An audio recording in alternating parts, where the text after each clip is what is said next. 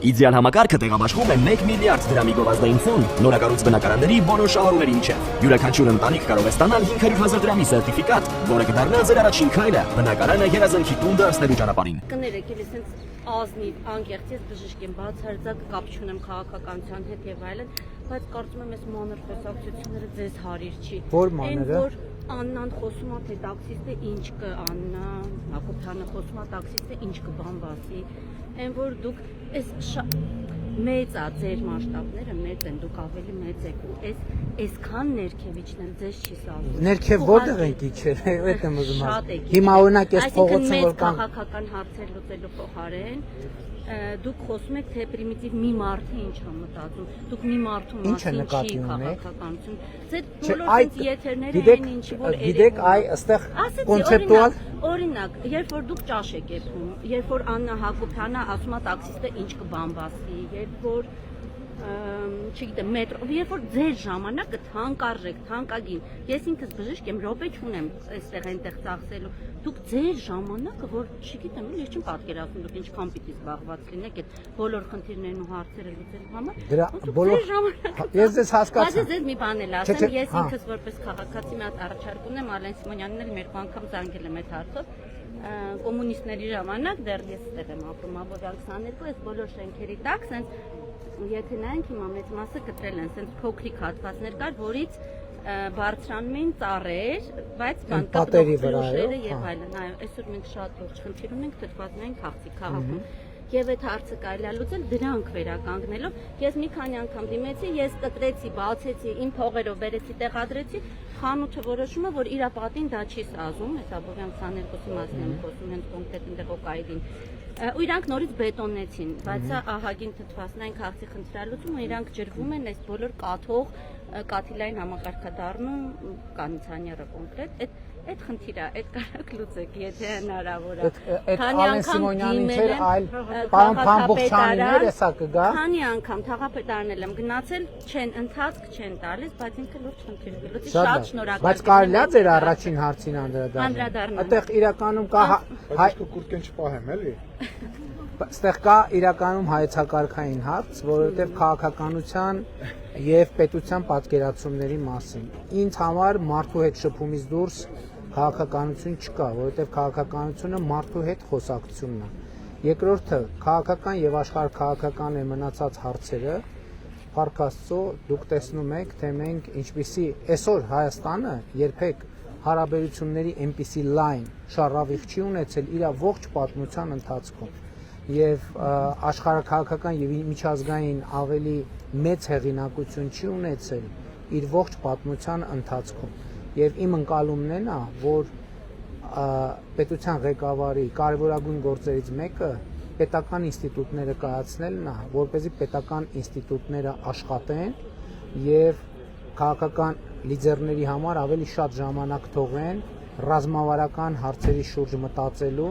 ներքին Այս ռազմավարական հարցերի մասին եմ ասում։ Ես հիմա ձեզ հետ խոսալ, ես ձեզ հետ իհարկե տալիս եմ։ Մենք այսօր մարդկանց հետ շփումների ընթացքում տեսնում ենք, ես ձեզ մի դրվագ պատմեմ, որ սկզբունքային կարևոր նշանակություն ունի։ Երեք մի կին մոտեցավ ինձ Մալացիա Սեբաստիա համայնքում եւ ասեց հետեւյալը. ասացնեն եք, որ շատ հարցեր ունեմ ես։ Ասի գիտեք ինչ, քանի որ սենց քայլելու փողոցի ռեժիմում եմ, ասի ես խնդրում եմ ձեզ մտածեք այդ ձեր բոլոր հարցերի մասին եւ ասեք ձեզ հուզող ամենակարևոր հարցը։ Ես մտածում եի հիմա ինչ որ թաղի, փողոցի, բանի հետ կապար հարց կլինի, որովհետեւ ի սկզբանե իր մոտեցածի տրամաբանությունը ինձ տենց թե մեկ էլ մի պահ մտածեց, ասեց ամենակարևորը խաղաղությունն է։ Եվ դա շատ էական է, որպեսզի մենք մարդկանց հետ շփումներով կարողանանք մեր ռազմավարությունները ճիշտ որդեգրել, որովհետև քաղաքականությունը մարդու համար է։ Մենք որոշումներ կայացնում ենք, որպեսզի դա մարդկանց կյանքի վրա ազդի։ Մենք պետք է որոշումները կայացնենք, հետո դուրս գանք, տեսնենք այդ որոշումները ոնց ազդեց մարդկանց կյանքի վրա։ Ազդեց թե չազդեց։ Ազդեց այնպես, ինչպես մենք էինք պատկերացնում, թե չազդեց այնպես։ Ես եւ ի շարունակություն։ Այսօր մենք այս մեր շրջագայություններով մենք համոզվեցինք, որ գնում ենք ճիշտ ճանապարհով։ Ինչի՞, որովհետև մարդիկ միաբերան ասում են առաջինը խաղաղությունն է, Երկրորդը մենք տեսնում ենք, որ առողջության ապահովագրության այն համակարգը, որ մենք ներենք դրել, ճիշտ ժամանակին դիպուկ 10-ին խփած որոշում է, իմիջիալոց մեր ոչ բոլոր որոշումներն են, որ 10-ին խփում են, չնայած ես գիտեմ, որ առողջապահության համակարգի աշխատողների հետ կապված հարցեր կա, որ մենք պետք է լուծենք, եւ ես քաղաքականություն չգիտեմ առանց մարդկանց հետ շփումների, եւ ընդհակառակը մենք այդքան այդ կաբինետներում աշխատել ենք ձեր ասած ռեժիմով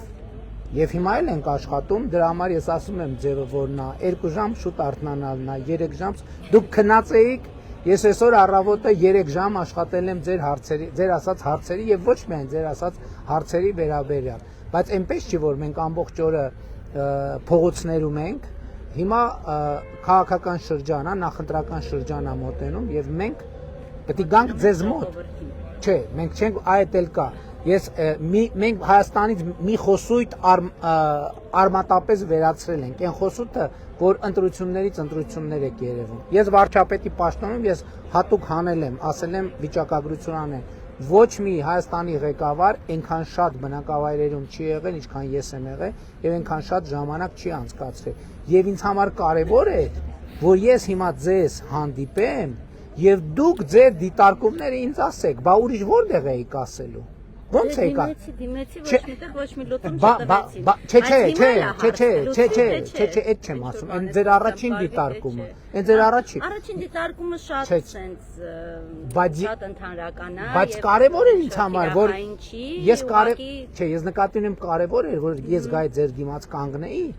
ու լուր լսեի, թե դուք ինչ եք ասում։ Հիմա անկախ ես ձեր ասածը ինձ հետ տանելու եմ եւ ձեր ասածը ուղիղ կամ անուղակի մեր աշխատելու ոճի եւ ձևի վրա ազդելու է, համոզված եմ դրական ձևով։ Իսկ ծառերի հետ կապված հարցը ես ենթադրում եմ, որ այդտեղ կա թեմա պատերի բանի հետ կապված, խոնավության եւ մենք խոստանում ենք, որ այդ հարցը անպայման կդիտարկենք։ Անգլիան Շնորհակալ ենք ձեր դիտարկումների համար։